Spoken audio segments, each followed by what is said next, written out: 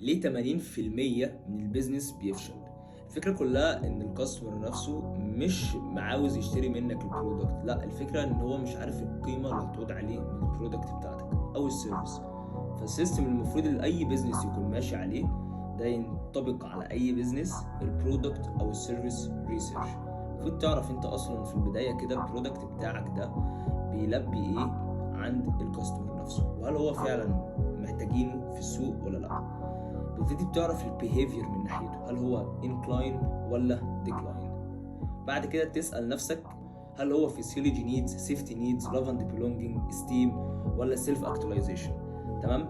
الفيسيولوجي نيدز هنا معناها دي حاجه ضروريه زي الاكل والشرب. عندك السيفتي نيدز ده اللي هو انا بحس بالامان من ناحيه البرودكت بتاعك. لاف اند بيلونجينج انتماء، انا بنتمي لجزء كبير قوي من براند كبير قوي. سيلف اكتواليزيشن، السيلف اكتواليزيشن هنا اللي هو انا بكون احسن نسخه من نفسي. لازم تعمل بريك داون للبرودكت بتاعك تعرف هو بيلبي ايه من الخمسه دول.